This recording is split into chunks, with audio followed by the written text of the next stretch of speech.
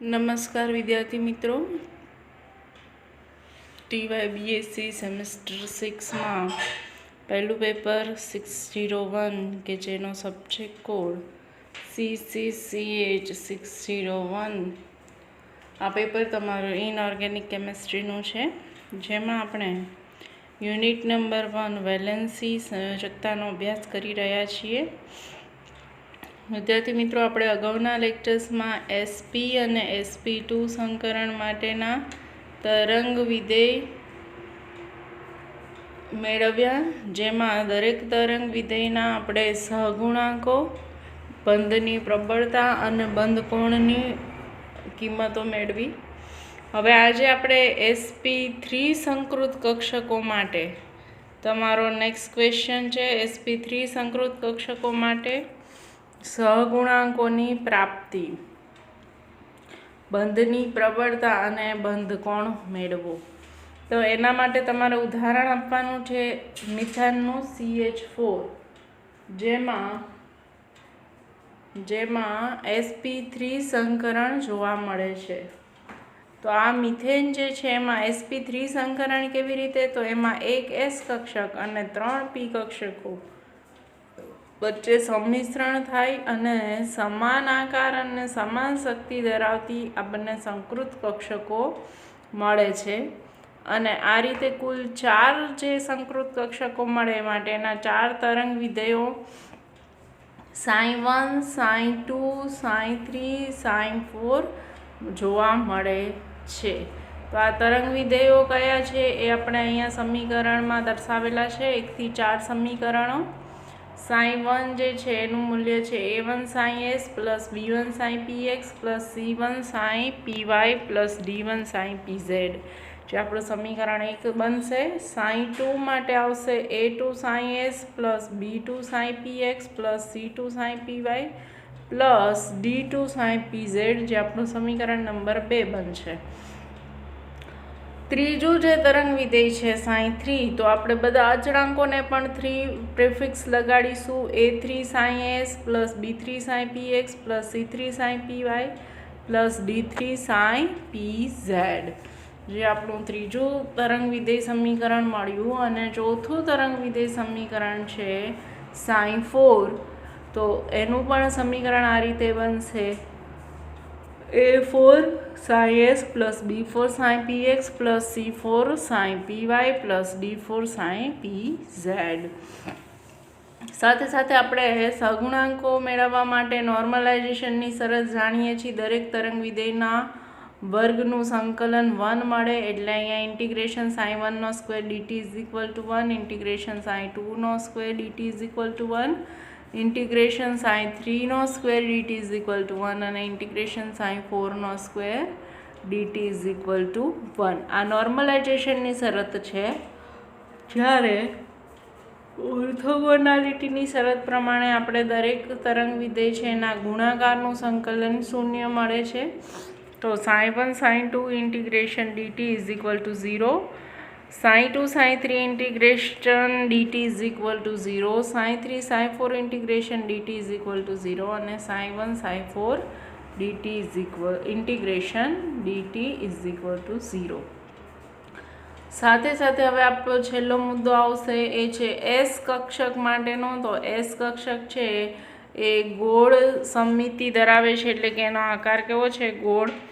માટે સમતુલ્યતા એટલે કે નોર્મલાઇઝેશનની શરત મુજબ આપણને પ્રાપ્ત થતી જે 4 SP3 સંકૃત કક્ષકો છે એમાં S કક્ષકનો ફાળો કેવો હોય, સમાન હોય। એટલે કે આ ફાળો sin s તરંગ વિધેયના જે સહગુણાંકો છે એના વર્ગના સમપ્રમાણમાં હોય છે। તો આપણે અગાઉ સમજ્યા છીએ એ જ પ્રમાણે હવે આપણે આ ક્વેશ્ચન છે થોડો ઝડપથી જોઈશું, જેથી આજે આપણે આખો ક્વેશ્ચનનો આન્સર મેળવી લઈએ।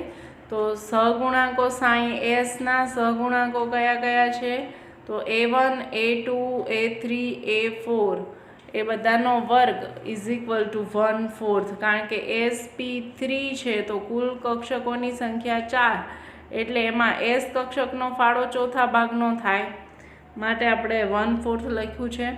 વર્ગ દૂર કરો એટલે સામે વર્ગમૂળ લાગુ પડે, તો 4નું વર્ગમૂળ 2 થાય, માટે આપણે અહીંયા મળશે A1 = A2 = A3 = A4 = 1/2.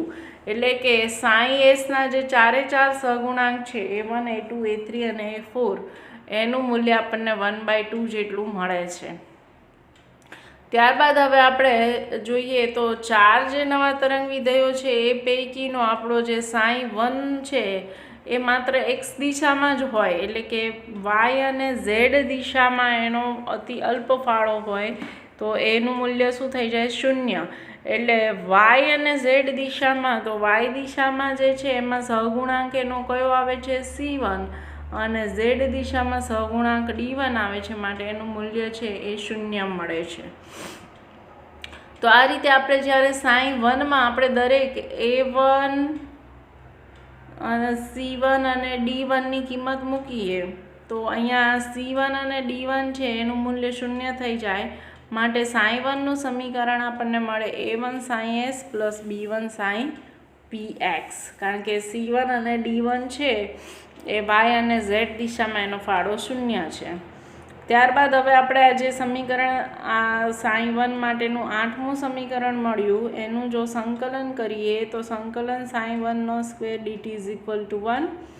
એટલે sin1 એટલે કોણ આવશે? સમીકરણ 8માં રહેલા બંને અચળાંકો A1 sin S plus B1 sin PX, જેનો વર્ગ કરીએ અને સાદું રૂપ આપતા આપણે અગાઉ બધા જ જે ક્વેશ્ચનમાં આપણે ઇક્વેશન ડિરાઈવ કર્યા છે એમાં બધે સાદું રૂપ આપ્યું છે. અહીંયા ટૂંકમાં દર્શાવીશું. તો સાદું રૂપ આપીએ એટલે A1 પ્લસ B1² = 1 થાય. તો A1ની કિંમત આપણે લાગુ પાડીએ જેથી આપણે B1 જે અનનોન છે એ મળે. તો A1ની કિંમત 1/2 છે એટલે એનો વર્ગ કરો તો 1/4 આવે.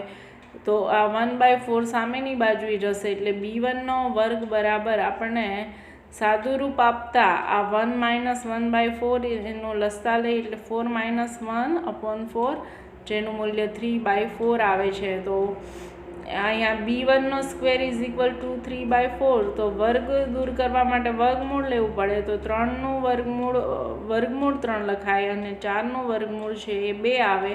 પરિણામે આપણને B1ની જે કિંમત છે એ √3/2 પ્રાપ્ત થઈ. ત્યારબાદ હવે આપણે ઓર્થોગોનાલિટીની શરત લાગુ પાડીશું. તો sin1 અને sin2 વચ્ચે ઓર્થોગોનાલિટીની શરત આપણે અહીંયા લાગુ પડી. તો sin1 માટેનું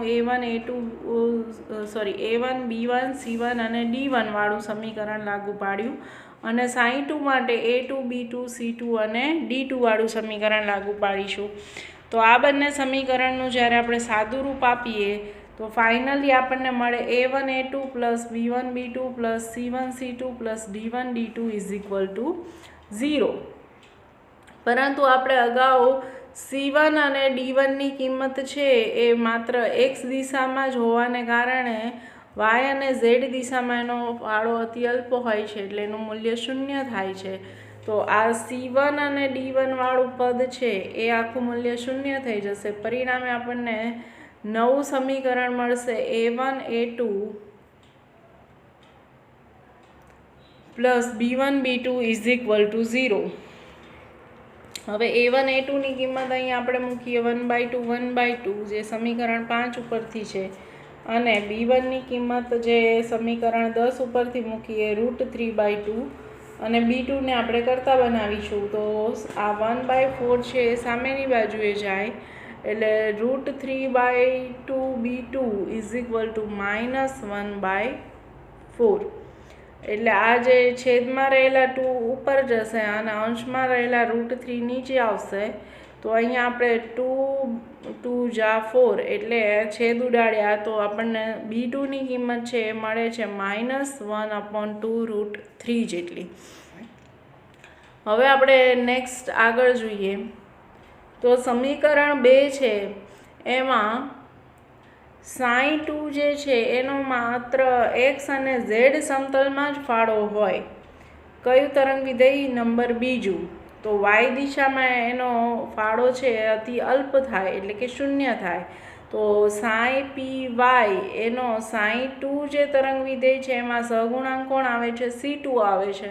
પરિણામે C2નું મૂલ્ય છે આપણને 0 મળશે।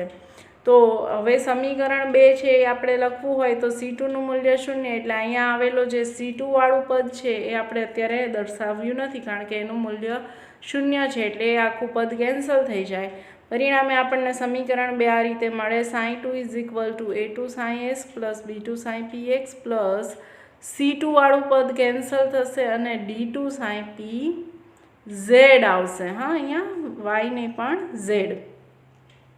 તો આ રીતે આપણે હવે સમીકરણ 14 મળ્યું એનું ઉપર આપણે નોર્મલાઇઝેશનની શરત લાગુ પાડીએ એટલે કે sin2 dt integration dt is equal to 1।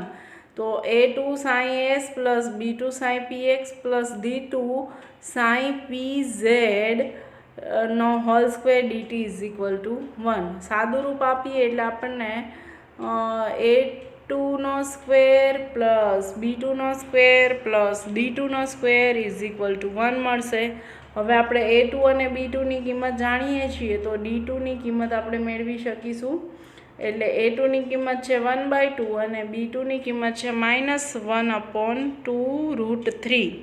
એટલે સાદું રૂપ આપીએ એટલે આ પ્રમાણે 1/4 પ્લસ 1/12 પ્લસ d2 નો સ્ક્વેર ઇઝ ઇક્વલ ટુ 1 મળે। આ બંને પદ છે એ ડાબી બાજુથી જમણી બાજુએ જાય એટલે માઇનસ બનશે તો d2 નો સ્ક્વેર ઇઝ ઇક્વલ ટુ 8/12 મળે છે। હવે 8 હમણાં આપણે સ્ક્વેર દૂર કરીએ એટલે શું કરવું પડે એનું વર્ગમૂળ લેવું પડે તો વર્ગમૂળ લઈએ એટલે આ √8 ડિવાઇડેડ √12 તો 8 ક્યારે થાય 4 × 2 ઇઝ ઇક્વલ ટુ 8 અને 12 માટે આપણે દર્શાવીશું 4 × 3 ઇઝ ઇક્વલ ટુ 8। તો આ રીતે આ બંને 4 કેન્સલ થશે તો d2 ની કિંમત મળશે આપણને big √2/3 બરાબર।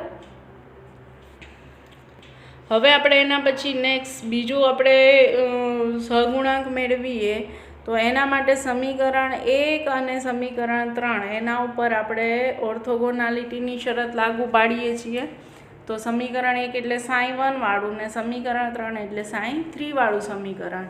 તો a1 b1 c1 અને d1 વાળા જે મૂલ્યો છે એ અને a3 b3 c3 અને d3 વાળા મૂલ્ય છે એ બંનેનો ગુણાકાર કરીને આપણે સાદુરૂપ આપીએ તો એ જે ઓર્થોગોનાલિટી શરત પ્રમાણે સાદુરૂપ આપતા આપણને મળે છે a1 a3 plus b1 b3 plus c1 c3 plus d1 d3 is equal two 0।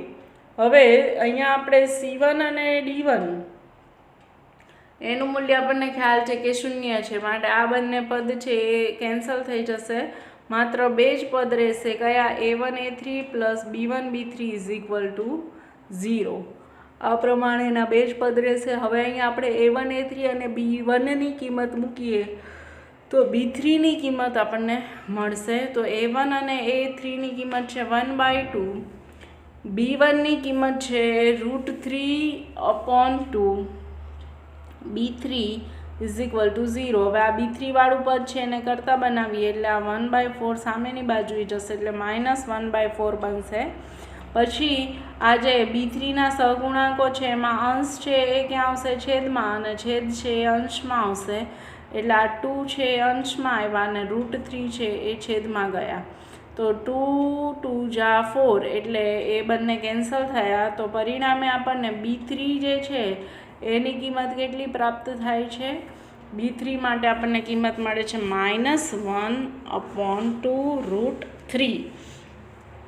હવે વિદ્યાર્થી મિત્રો આપણને અહીંયા b3 ની પણ કિંમત મળી ગઈ છે તો હવે આપણે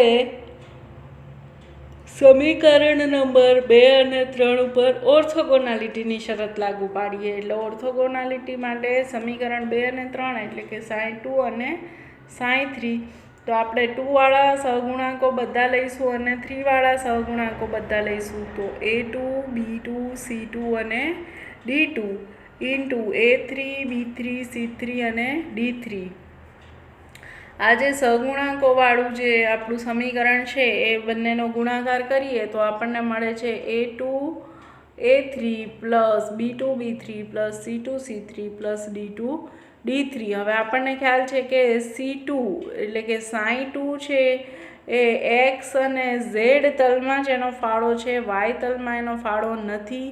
તો સાઈ પી વાય એનો સહગુણાંક કોણ છે? C2. C2નું મૂલ્ય 0 છે, માટે આ પદ છે એ કેન્સલ થઈ જશે. તો ફાઇનલ આપણને જે પદ મળે છે આવે છે A2 A3 plus B2 B3 plus D2 D3 is equal two 0. હવે આપણું આ જે સમીકરણ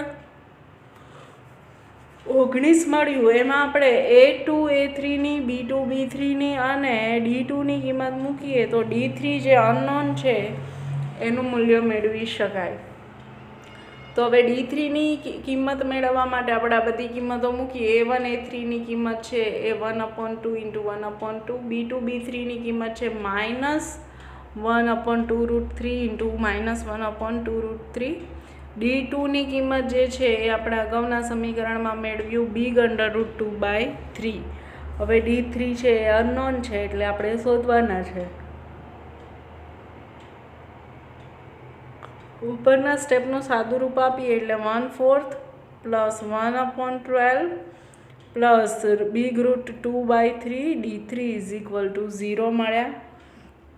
જેનું આપણે વિશેષ સાદું રૂપ આપીએ એટલે આ પ્રમાણે તમે જોઈ શકો છો big√2/3 D3 is equal two -1/4 -1/12. અહીં આપણે આ જે છે એ લસા લઈએ એટલે 4ને 3 વડે ગુણીએ તો 12 થાય, એટલે અંશ અને છેદમાં 3 વડે ગુણ્યા તો આપણને અહીંયા મૂલ્ય મળે છે -3 -1/12 એટલે -4/12. એ મૂલ્ય આપણને જે મળ્યું એ કોના બરાબર મળ્યું? તો આ big√2/3 D3 બરાબર મળ્યું. હવે આપણે એનું સાદુરૂપ આપીએ તો 4 તરીને 12 એટલે પહેલાં તો એ છેદ ઉડાડ્યા, -1/3 મળ્યા. હવે આ √3 ઉપર ગુણાશે અને √2 નીચે આવશે. તો એ પ્રમાણે અહીંયા સાદુરૂપ આપ્યું એટલે D3 બરાબર આ જે √3 છે અને આ છેદના 3 છે એ 3ને આપણે √3 ઇન્ટુ √3થી દર્શાવ્યા એટલે આ √3 કેન્સલ થયા. તો આપણને છેદમાં √6 મળે છે. અને આ સિમ્બોલ છે તમે અહીંયા જોઈ શકો છો માઇનસ સિમ્બોલ છે, માટે D3નું મૂલ્ય છે -1/√6 મળે છે. આ રીતે આપણને વિદ્યાર્થી મિત્રો D3ની કિંમત મળી. હવે આપણે C3ની કિંમત મેળવીશું. તો સમીકરણ 3 જે છે એને આપણે નોર્મલાઇઝેશનની શરત લાગુ પાડીએ. Integration sin3² dt is equal to 1. આ પ્રમાણે આપણે એને નોર્મલાઇઝેશનની શરત લાગુ પાડીએ છીએ. તો sin3 એટલે કે જે સહગુણાંકોને 3 લાગે છે એ બધા જ A3 sin s plus B3 sin px plus C3 sin py plus D3 sin pz નો whole square dt is equal to 1. હવે આપણે અગાઉના જે લેક્ચર્સ છે એમાં આપણે દરેકનું સાદુરૂપ આપીને તમને સમજાવ્યું છે સ્લાઇડમાં, એટલે અહીંયા ડાયરેક્ટ જ સાદુરૂપ આપીએ તો એનું મૂલ્ય મળે છે આપણને A3² plus B3² plus C3² plus D3² is equal to 1. હવે આ રીતે આપણને આ મૂલ્ય મળ્યું તો જેમાં આપણે A3નું મૂલ્ય છે 1/2, B3નું મૂલ્ય અને D3નું મૂલ્ય મૂકીએ તો C3નું મૂલ્ય છે એ આપણને પ્રાપ્ત થશે. તો અહીંયા તમે જોઈ શકો છો A3નું મૂલ્ય 1/2, B3નું આપણે મૂક્યું -1/2√3 અને D3નું મૂલ્ય મૂક્યું -1/6. દરેકનો સ્ક્વેર આપણે દર્શાવવાનો છે તો એનો સ્ક્વેર કરીએ એટલે 1/4 થાય, આનો સ્ક્વેર કરીએ એટલે 1/12 થાય અને આનો સ્ક્વેર કરીએ એટલે 1/√6 થાય. પરિણામે હવે આપણે અહીંયા C3ને કરતા બનાવીએ તો C3 ઇઝ ઇક્વલ ટુ આ દરેક પદ છે એ સામેની બાજુએ લઈ જાઓ એટલે માઇનસ થઈ જશે. તો આ રીતે દર્શાવીશું -1/6 -1/12 -1/4.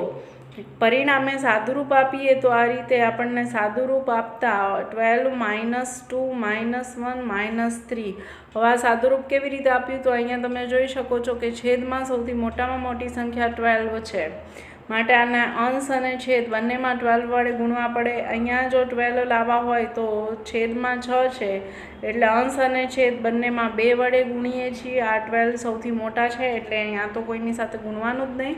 આ 1/4 છે તો અહીંયા 12 લાવવા હોય તો 3 વડે ગુણવા પડે. માટે અહીંયા પહેલું જે સ્ટેપ છે ત્યાં 12 લખ્યા છે, બીજા સ્ટેપમાં -2, ત્રીજા સ્ટેપમાં -1 અને ચોથા સ્ટેપમાં -3.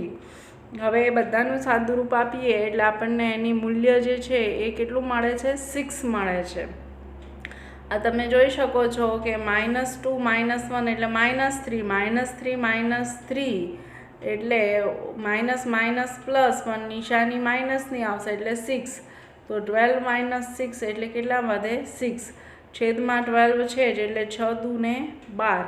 તો આ રીતે સાદુરૂપ આપીએ એટલે C3 સ્ક્વેર આપણને C3 સ્ક્વેર શું મળે છે? 1/2. સ્ક્વેરને દૂર કરો એટલે અહીંયા શું લેવું પડે? વર્ગમૂળ લેવું પડે. તો C3ની કિંમત આપણને મળે છે 1/√2 જેટલી. આપણે આજે થોડું સ્પીડમાં ચાલીએ છીએ કારણ કે તમારો આખો ક્વેશ્ચન છે આજે પૂરો કરવાનો છે. તો હવે હવે આપણે sin 4 માટે આગળ વધીશું કારણ કે આપણે sin 1, sin 2 અને sin 3ના દરેક સહગુણાંકોના મૂલ્ય મેળવી દીધા છે. હવે આપણે sin 4ના જે સહગુણાંકો છે એના મૂલ્ય મેળવવાના છે. તો sin 4નું જ્યારે આપણે જે સહગુણાંકોના મૂલ્ય મેળવવા છે એટલે સૌથી પહેલાં તો આપણે sin 1 અને sin 4 જે છે એનો ઓર્થોગોનાલિટી શરત લાગુ પાડીશું. તો ઇન્ટિગ્રેશન sin 1 sin 4 dt = 0 થશે. sin 1 માટે આપણે a1 b1 c1 અને d1 લઈએ. sin 4 માટે a4 b4 c4 અને d4 લઈશું. હવે આ રીતે સાદુરૂપ આપતા આપણને a1 a4 b1 b4 c1 c4 અને d1 d4 મળે છે. આ ઉપરાંત આપણે જાણીએ છીએ કે c1ની વેલ્યુ 0 અને d1ની વેલ્યુ પણ 0 એટલે આ બંને સ્ટેપ છે કેન્સલ થઈ જશે. પરિણામે આપણે હવે નેક્સ્ટ સ્ટેપ છે એમાં દર્શાવીએ તો a1 a4 plus b1 b4 = 0. c1 અને d1ની કિંમત 0 થઈ એટલે છેલ્લા જે બંને પદો છે એનું મૂલ્ય આપણે 0 દર્શાવેલું છે.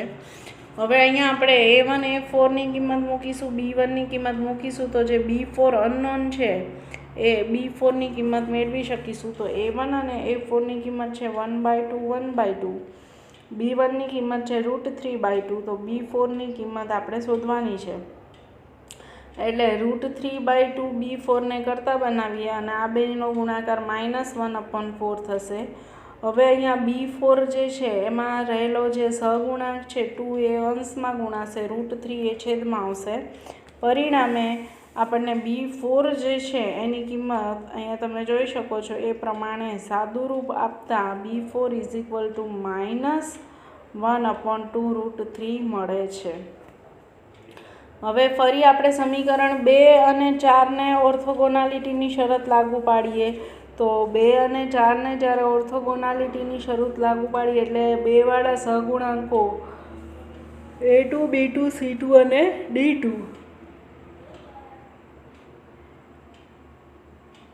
4 વાળા સહગુણાંકો a4 b4 c4 અને d4.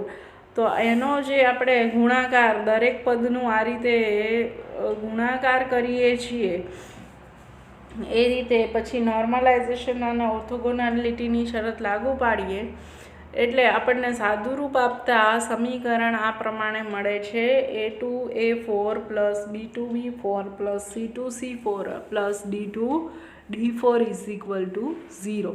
પણ આપણે જાણીએ છીએ કે c2ની કિંમત છે એ 0 છે કારણ કે sin 2 છે માત્ર x અને z તલમાં જ લાગુ પડે છે, y તલમાં લાગુ પડતું નથી. માટે yનો જે સહગુણાંક c2 છે એનું મૂલ્ય 0 થઈ જાય છે. તો c2 0 હોવાથી આ c2 c4 વાળું આખું બધું કેન્સલ થશે. માટે નવું સમીકરણ આપણને મળ્યું a2 a4 plus b2 b4 plus d2 d4 = 0. હવે અહીંયા આપણું જે સમીકરણ 25 છે એમાં a2 a4ની કિંમત મૂકો, b2 b4ની કિંમત મૂકો અને d2ની કિંમત મૂકો તો d4 જે આપણી માટે અજ્ઞાત છે એની કિંમત મેળવી શકાશે. માટે અહીં આપણે દર્શાવ્યું છે, સાદુરૂપ આપેલું છે એ પ્રમાણે 1/2 × 1/2, B2 અને B4 માટે દર્શાવીએ -1/2√3 -1/2√3 અને D2 માટે big√2/3D4. હવે બંનેનો ગુણાકાર કરીએ એટલે 1/4 + 1/12 + big√2/3D4 = 0 થશે. હવે આ દરેક પદ છે સામેની બાજુએ જાય એટલે માઇનસ થશે. પરિણામે આપણને સાદુરૂપ આપતા big√2/3D4 = મળે છે -1/3. આ √3 ઉપર ગુણાય અને √2 નીચે આવે. 3ને પણ આપણે √3 × √3 થી દર્શાવીએ તો ઉપરના અંશના √3 અને છેદના √3 બંને કેન્સલ થયા. પરિણામે આપણને D4ની કિંમત છે એ કેટલી પ્રાપ્ત થાય છે તો D4 બરાબર -1/√6 જેટલું એનું મૂલ્ય પ્રાપ્ત થયું.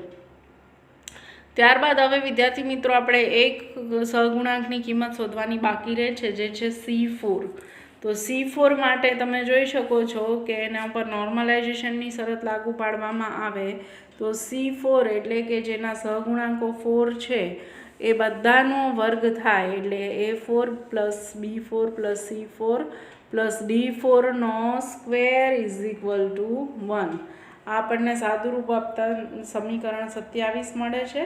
હવે આ સમીકરણ 27માં આપણે A4, B4 અને C4ની કિંમત મૂકીએ, D4ની કિંમત મૂકીએ તો જે C4 અનનોન છે એની કિંમત આપણને પ્રાપ્ત થશે.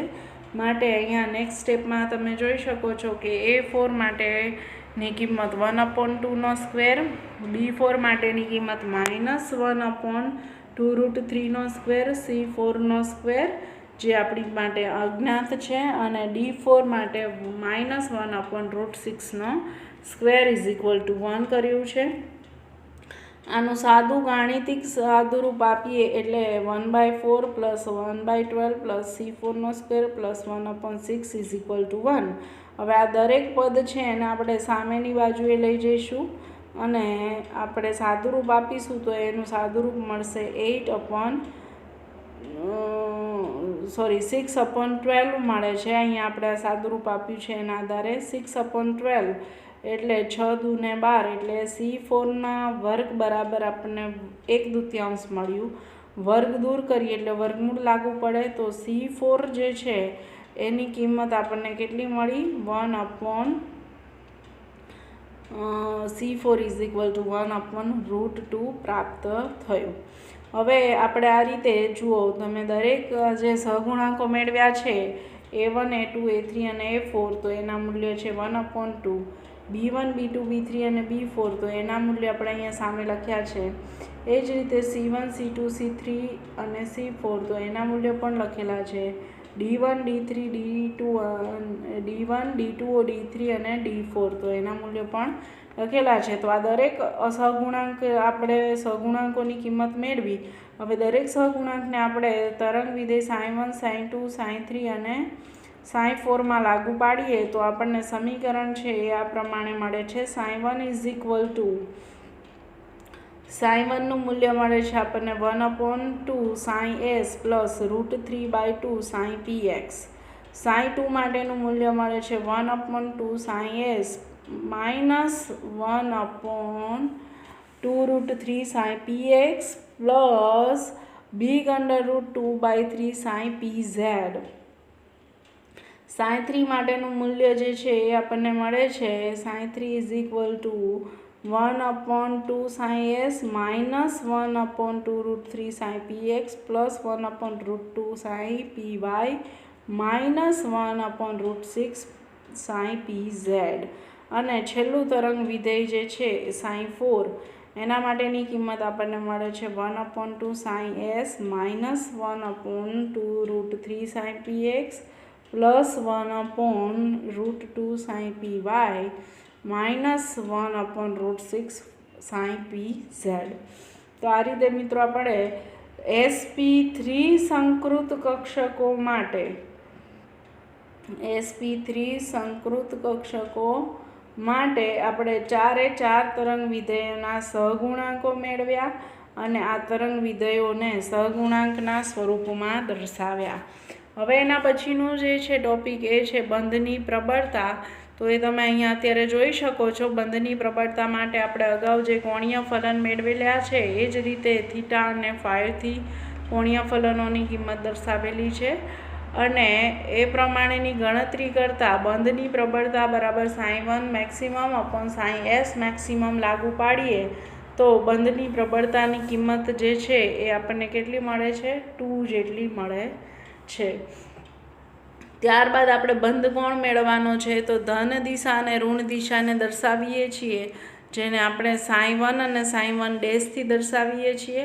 અગાઉ પણ આપણે દર્શાવી ચૂક્યા છીએ અને ધન દિશાને આપણે P1 થી અને ઋણ દિશાને આપણે P2 થી દર્શાવીએ છીએ. અને પછી ઓર્થોગોનાલિટી અને નોર્મલાઇઝેશનની શરત લાગુ પાડીએ તો આ પ્રમાણે સાદુરૂપ આપતા તમે જોઈ શકો છો કે P2 બરાબર અહીંયા આપણે P1 cos થીટા લખ્યું એટલે 1/4 પ્લસ 3/4 ઇન્ટિગ્રેશન અહીંયા P1 સ્ક્વેર છે એટલે કેન્સલ થશે. તો ફાઇનલી આપણને 1/4 plus 3/4 cos theta is equal two 0 મળ્યા. હવે અહીંયાથી આ 1/4 છે એ સામેની બાજુ ગયા એટલે -1/4 થયા. આ 3/4 છે એ અહીંયા ગુણાય એટલે cos થીટા બરાબર -1/3 મળે છે. તો cos થીટાનું મૂલ્ય -1/3 ક્યારે થાય? જ્યારે બંધ કોણ 109 ડિગ્રી અને 28 મિનિટ હોય ત્યારે. માટે બંને બાજુએથી cos જે છે એ કેન્સલ થશે એટલે કે અહીંયા cos theta is equal two આપણે લખીશું cos 109 ડિગ્રી અને 28 મિનિટ. તો હવે અહીંયાથી આ બંને cos કેન્સલ થશે માટે થીટા ઇઝ ઇક્વલ ટુ આવશે 109 ડિગ્રી 28 મિનિટ, જે તમારો બંધ કોણ થયો. તો વિદ્યાર્થી મિત્રો, આપણે જે આ ફર્સ્ટ યુનિટનું સંયોજકતા જેમાં આ હાઇબ્રિડાઇઝેશનવાળો પોર્શન છે SP2 અને SP3 સંકૃત કક્ષકો એના માટેના આપણે મેળવ્યા સહગુણાંકો, પછી બંધની પ્રબળતા અને બંધ કોણ. તો અહીંયા સુધીનો આપણો આ ટોપિક છે એ પૂરો થયો જે મારે તમને સમજાવવાનું હતું. બરાબર છે? આ સિવાય કોઈને કોઈ ડિફિકલ્ટી હોય કોઈ વિદ્યાર્થીઓને તો મને કોન્ટેક કરી શકે છે અને તમારી ડિફિકલ્ટી છે એ મને આપશો તો શક્ય હશે ત્યાં સુધી આપણે સોલ્વ કરીને આપીશું.